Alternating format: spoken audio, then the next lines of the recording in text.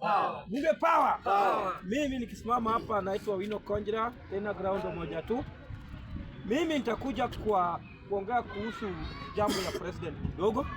Na kitu ya kwanza, Samuel Ruto, nimekushukuru sana. Na asante sana kubwa takupigia kama watu wa Nyanza. Nataka kuuliza watu wa Nyanza hivi. Hebu kaeni chini. Nyinyi watu wa Nyanza, sisi kama watu wa Nyanza tukae chini. Tuangalie tulianza na president gani? Tulianza na Moi Kenyatta. Tunasikia tu story yake, alikuwa prime minister 1 year, akakuja akakuwa president 14 years.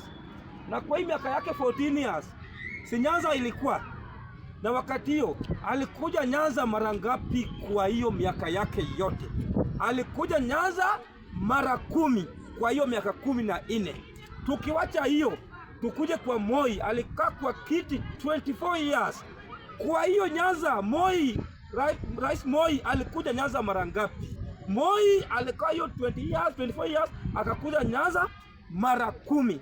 Tukuje kwa Mheshimiwa Kibaki, ule tulipatia kiti kama anakulia kwa kitanda, na Raila Amolo Odinga akisema Kibaki tosa.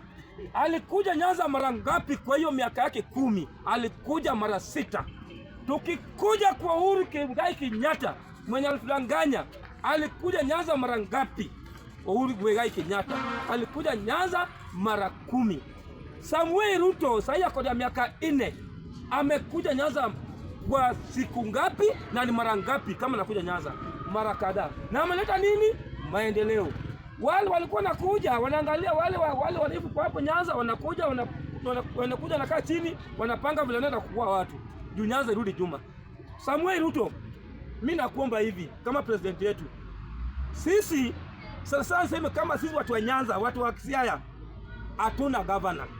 Na kwa heshima yako vile mwanza nini maendeleo, wekeni huo Orengo kando. Huyo ni mfupi kama sijui na mitanga chiwawa, kwa sababu yeye mambo yake ni kelele.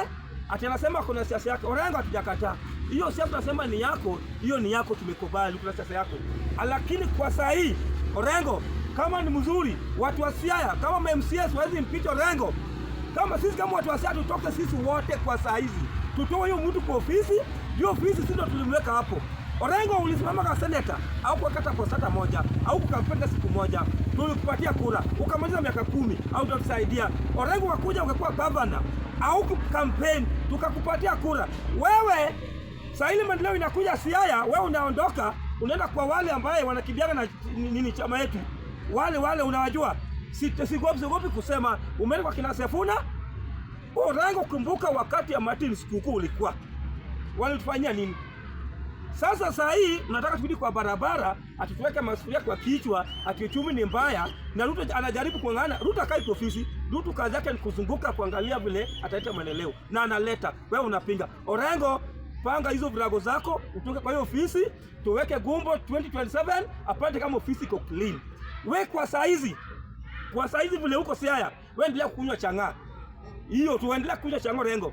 Wewe umesema kuna siasa yako, wacha kwenda penye president anaenda. Juu hata ukienda huko kazi yako ni bure. Na hata uzuri siku kwa Siaya, mimi hata ningekupiga na mawe, juu umenibo. Orengo, mimi nimechoka na wewe kama Owino. Wewe toka kwa hiyo ofisi ya Siaya uende. Nikimaliza mambo ya Orengo